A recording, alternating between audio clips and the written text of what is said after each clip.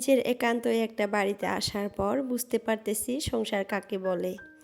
ওই বাড়িটাতে সবাই মিলেমিশে ছিলাম, তো একটা রুমে সব কিছু করতাম। তো অতটাও বুঝতাম না যে সংসার কাকে বলে, জাস্ট রান্নাবান্না করতাম, খেতাম, এইটাই।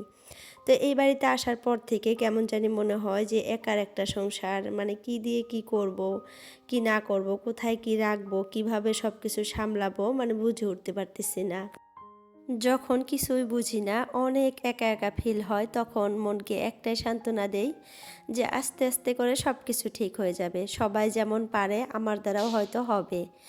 তো যাই হোক, চলো আজকের ভিডিওটা শুরু করি। হ্যালো এভরিওয়ান, আসসালামু আলাইকুম আমার প্রিয় আপুরা, তোমরা কেমন আছো? আশা করি সবাই ভালো আছো। আলহামদুলিল্লাহ, তোমাদের দোয়া এবং আল্লাহর অশেষ রহমতে আমিও ভালো আছি। নাজনীন ব্লগ চ্যানেলে আরও একটা নতুন ভিডিও দেখার জন্য তোমাদের সবাইকে স্বাগত জানাইতেছি। আশা করি বরাবরের মতো আজকের ভিডিওটা আপুদের কাছে ভালো লাগবে। যদি ভালো লাগে প্লিজ একটা লাইক দিয়ে আমার পুরো ভিডিওটার পাশে থাকার অনুরোধ রইল। আর যদি কেউ নতুন আসো আমার চ্যানেলে, প্লিজ চ্যানেলটা সাবস্ক্রাইব করে অল নোটিফিকেশনটা ক্লিক করে রাখো। এতে করে যখনই আমি একটা নতুন ভিডিও আপলোড করব তোমাদের মোবাইলে নোটিফিকেশন পৌঁছে যাবে আর সময় করে তোমরা আমার ভিডিওটা দেখতে পারবা। তো যাই হোক, অনেক অনেক নতুন আপুরা আমার ভিডিও দেখতেছে, আমার ভিডিওতে সুন্দর সুন্দর কমেন্ট করতেছে, আমি দেখতেছি। তো কমেন্টগুলো কিন্তু আমি প্রত্যেক দিন পড়ি, আবার রিপ্লাইও করি। জানি না আপুরা তোমরা দেখতে পারো না নাই। তো আমি কিন্তু সবার কমেন্ট পড়ি, সবার কমেন্টেরই রিপ্লাই করি সাথে সাথে। তো যাই হোক, অনেক দিন পর রূপা আপু আমাকে কমেন্ট করতেছে, প্রায় 2টা ভিডিওতে কমেন্ট করছে। আর এত বড় বড় কমেন্ট করে আমার আপু, কি আর বলবো। তো আপুর কমেন্টগুলো আমি পড়ি, আর আপুকে কিন্তু আমি, মানে আপুর নামটা আমার 2 দিন ধরে আর কি ভিডিওতে নিতে চাই, কিন্তু কেমন করে জানি আমি ভুলে যাই আবার। তো আজকে মনে রাখছি যে আপুর নামটা আমি আজকে মানে আমার ভিডিওতে নিব। তো রূপা আপু নতুন একটা আইডি খুলছে, আগের মোবাইলটা নাই কোনো কারণবশত।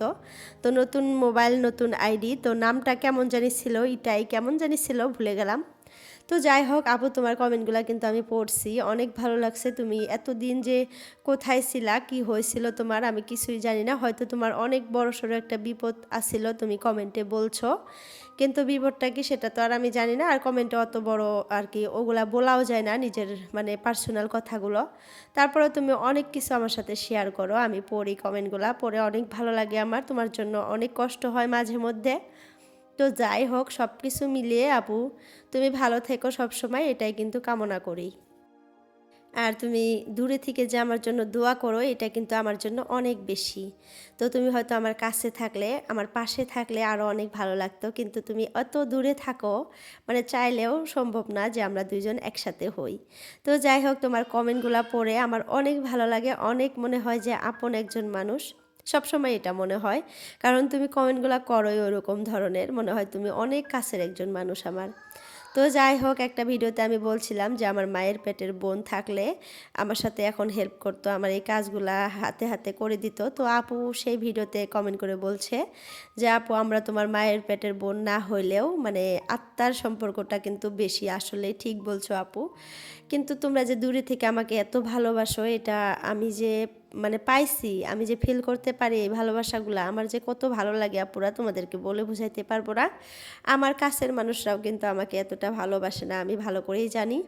সবাই খালি স্বার্থ খুঁজে, এটা কিন্তু পৃথিবীর নিয়ম। সবাই স্বার্থ খুঁজে, যদি স্বার্থ পায় তাহলে দেখবেন সামনাসামনি অনেক ভালো ব্যবহার দেখাবে। আর যদি স্বার্থ না থাকে, স্বার্থ ফুরিয়ে যায়, তাহলে দেখবেন যে পিঠ পিছে আপনার নামে কত বড় বড় দুর্নাম করতেছে। এই পৃথিবীর কাছের মানুষগুলার নিয়ম এটা।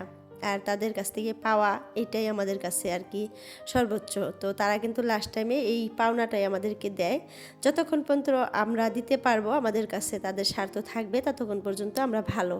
যখনই দেখবে যে আমাদের কাছে আর তাদের কোনো স্বার্থ নাই, তখনই দেখবেন যে আমাদের নামে দুর্নাম করতেছে। তো যাই হোক, কাছের মানুষদের কথা আর কি বলবো, তারা অনেক ভালোবাসছে, আবার অনেক ধোকাও দিচ্ছে, অনেক ধোকাও খাইছি। তারপরেও তাদের সামনে হাসি মুখে চলতে হয়, তাদেরকে ভালোবাসতে হয়, কিছুই করার নাই, নিয়তের খেলা এটাই। কিন্তু তোমরা যে দূর থেকে আমাকে এত ভালোবাসো, কত টাইমে মনে হয় যে এই প্ল্যাটফর্মে না আসলে এই মিষ্টি মিষ্টি আপুদের আমি ভালোবাসা পাইতাম না। হ্যাঁ ঠিক, আমার একটা নিজের বোন নাই, তারপরেও মনে হয় যে অনেক বোনের ভালোবাসা পাইতেছি আমি এই কমেন্টের মাধ্যমে। আবার কিছু কিছু আপুরা তো আমার পাশে আর কি, আমার মানে আশেপাশেই আছে, তারা কমেন্ট করে বলে যে আমরা এখান থেকে তোমার ভিডিও দেখি, মানে আশেপাশে আর কি, নয়াহাট, গোয়ালপাড়া, তারপরে ধরো ধুপড়ি, বরপেটা, এগুলো কিন্তু আমাদের আসামেই আর কি। তো যাই হোক, তাদের কমেন্টগুলো পড়েও ভালো লাগে। আবার বাংলাদেশ থেকে কিন্তু অনেক আপুরা আমাকে কমেন্ট করে, অনেক সুন্দর সুন্দর কমেন্ট করে। তো তাদের কমেন্টগুলোও কিন্তু সবসময় পড়ি, আমি সবসময় আর কি দেখি। তো যাই হোক, সবার কথাই আমি বললাম, এখন আমার ভিডিওর কথা একটু বলি। তো আমি কিন্তু আমার নতুন বাড়িতে আসছি প্রায় 4-5 দিন হয়েই গেল। আর তোমরা আমার নতুন বাড়ির ভিডিও প্রায় 3-4টা দেখছো। আজকারটা দিয়ে জানি না কয়টা হবে, 4টার মতোই হবে। তো আমার এই ভিডিওগুলো শেয়ার করতে কিন্তু অনেক কষ্ট হইতেছে বর্তমান আর কি। তোমরা তো জানোই কত কাজকর্ম করতেছি আমি একা হাতে, আবার ছেলে মেয়েদেরকে সময় দিতে হয়, টাইম টু টাইম তাদেরকে খাওয়াইতে হয়, আবার সংসারের কাজকর্ম করতে হয়। আর এত ছোট্ট একটা দিন, কি বলবো, সকালে ঘুম থেকে উঠে রান্না বান্না খাওয়া দাওয়া এগুলো করতে করতে দেখা যায় যে 11টা বেজে যায়। আর যে নতুন বাড়িতে একটা দুইটা কাজ করব, বাড়তি কাজ, এগুলো আর হয়েই ওঠে না। তারপরেও দেখো, আজকে এই পালেংটা আমি ভাবছি যে আজকে কালার করে একটু মানে মানে ভালো করবই, কারণ দেখতে একদম বাজে লাগে রুমের মধ্যে। তোমাদের ভাইয়া আগেই নিয়ে আসছে, আমি কিন্তু আনতে মানা করছিলাম যে একটু রিপেয়ারিং করে নিলে ভালো লাগবে, কারণ নতুন ঘরে এরকম ফার্নিচার নিতে, পুরানা ফার্নিচার একদম ডিসকালার হয়ে গেছে। এটা আমার শাশুড়ি আমার পালেং ছিল, অনেক সুন্দর একটা পালেং, মানে আগের পালেং, এগুলা বক্স পালেং ছিল। তো আমি বলছিলাম যে শাশুড়ি আম্মার পালেংটা আমরা নিব। তো শ্বশুর আব্বার একটা পালেং ছিল আর শাশুড়ি আম্মার একটা পালেং। তো শ্বশুর আব্বার পালেংটা আমার ভাসুর একটা নিচ্ছে, আর এটা কিন্তু আমরা নিয়ে আসছি স্মৃতি হিসাবে আর কি। শ্বশুর শাশুড়ির জিনিস কিন্তু আমরা স্মৃতি হিসাবে রাখি কিছুটা। তারা তো মারা গেছে, তাদেরকে তো আল্লাহ নিয়েই গেছে, কিন্তু তাদের ভালোবাসার কতগুলা জিনিস, এই জিনিসগুলাতে তারা সবসময় থাকছে, বসে থাকছে। মানে একটা জিনিসের উপরে কিন্তু একটা মানুষ যদি সবসময় করে, সেটার উপরে কিন্তু একটা মায়া মহব্বত বেড়ে যায়। তো এই পালেংটাতে আমার শাশুড়ি আমার থাকতো, মানে যখন বেঁচে ছিল। তো যার জন্য ভাবছিলাম যে তাদের হাতের একটা জিনিস যেমনই হোক, পুরানা হোক, ভাঙাচোরা হোক, তারপরেও নিব। আমার ছেলে মেয়েদেরকে বলতে পারবো যে এটা তোমার দাদির পালেং ছিল, এটাতে তোমার দাদি ঘুমাইতো, এটাই আর কি ভালো লাগে। তো যাই হোক, পালেংটার অবস্থা এরকম যে কি করছে আমরাও জানি না, মানে একটা ঘরে রেখে দিছিলাম, কালার টালার দিয়ে একদম অবস্থা মানে খারাপ করে ফেলছে। তো তারপর তোমাদের ভাইয়াকে বললাম যে একটু মানে রিপেয়ারিং করো। তো ও বললো যে এখন আর সময় নাই, আস্তে আস্তে করে একটা একটা করে করতে হবে। নতুন বাড়িতে আসতে প্রায় আমাদের 60-70 হাজার টাকার মতো খরচ হয়ে গেছে। তো যার জন্য তোমাদের ভাইয়া বলতেছে যে কয়টা দিন লেট হবে এগুলা করতে আর কি। তো আমি ভাবলাম যে তাহলে আমার হাতে যতটুকু আর কি আমি পারি ততটুকু দিয়ে একটু ক্লিয়ার করে, মানে একটু ক্লিন করে দেখতে যাতে একটু ভালো লাগে ওরকম করে রাখি আর কি, রুমটাতে দেখতে ভালো লাগবে। তো এই যে কালারের যে ডিব্বাটা দেখতেছো, এটা কিন্তু আমাদের খিড়কির আর কি কালার করছিল মিস্ত্রি।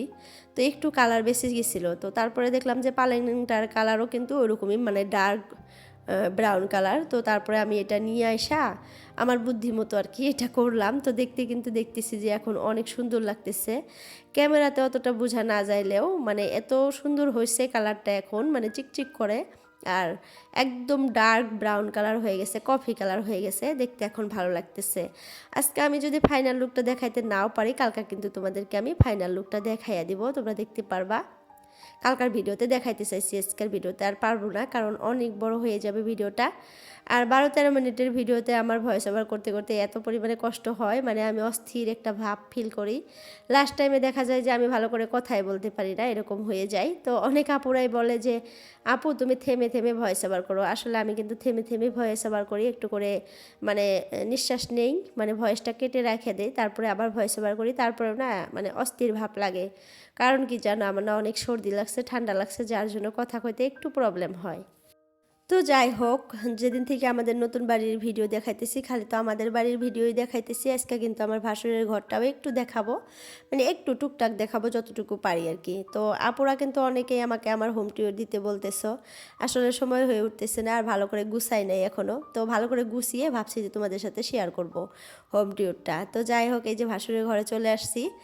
এই যে গাড়িটা যে দেখতেছো, এটা আমার ভাসুর আর কি, ভাসুরের ছেলেকে এনে দিছে। আর আমার মেয়েকে কিন্তু আমাদের যে বাচ্চাগুলো আকিকা করলাম তখন মানে একটা গিফটে উঠছে, আমার মেয়েকে দিচ্ছে আমাদের মানে বোন জামাই একটা, আমার নিজের বোন জামাই একটা, নিজের বলতে খালাতো বোন, ওই বোনের জামাই একটা গাড়ি আমার মেয়েকে গিফট করছে। তোমাদের সাথে এখনও শেয়ার করা হয় না, এই গাড়িটা আমি দেখাই নাই এখনও।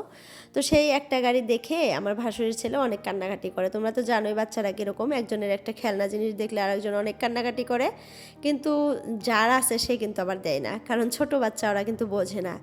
তো তারপরে আমার ভাসুরের কি করবে, মানে ছেলেটা সবসময় কান্না করে আমার ভাতিজাটা, তো তারপরে এটা কিনে এনে দিছে তাকে আবার।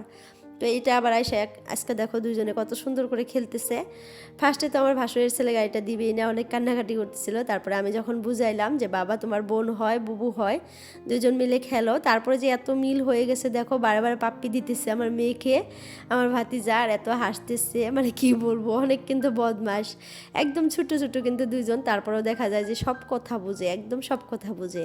ফার্স্টে খেলতে দেবে না, যখন আমি বুঝিয়ে বললাম তখন আবার বুঝলো। এত ছোট বাচ্চা তারপরেও কি সুন্দর করে বুঝে গেল। তারপরে গাড়িটা ওকে দিল, দুজনে মিলেমিশে খেলতেছে। এখন দেখে যে কত ভালো লাগতেছে, দেখছো একজন বসছে আর একজন চলাইতেছে। এতক্ষণ কিন্তু আমার ভাসুরের ছেলেই চলাইলো। তো যাই হোক, এটা কিন্তু আমার ভাসুরের ঘরের বেডরুম, এটা আর কি তারা ঘুমায় এটাতে।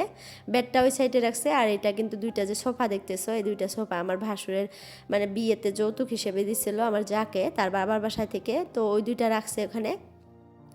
আর এটা কিন্তু ড্রয়িং রুম, তো এখানে দেখো একটা বিছনা রাখছে, আর সোফাটা তো আগেই আনছিল ওরা, বানিয়ে আনছিল। তো সোফাটা কিন্তু অনেক সুন্দর লাগে, ভালো করে আমি দেখাইতেই পারি নাই, কারণ আমি কিন্তু রুমটা তোমাদের সাথে শেয়ার করার জন্য আসি নাই। ওরা দুই ভাই বোন যে খেলতেছে ওইটাই আর কি ভিডিও করে তোমাদের সাথে একটু শেয়ার করতে চাইছিলাম। তারপরে ভাবলাম যে না, রুমটা একটু মানে বলি যে এটা আমার ভাসুরের রুম, তো ওই হিসাবেই আর কি বললাম।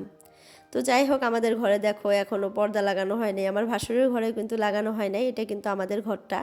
তো এই যে এই সাইডটাতে দেখতেছো যে এটা কিন্তু আমার আগের ঘরের পর্দা, তোমরা হয়তো লক্ষ্য করলেই বুঝতে পারবা, আর যারা নতুন আছো তারা তো বুঝতে পারবা না, কিন্তু যারা পুরানা আমার আপুরা ভিউয়ার্সরা তারা কিন্তু বুঝতে পারবে। এটা কিন্তু আমার আগের ঘরের পর্দা।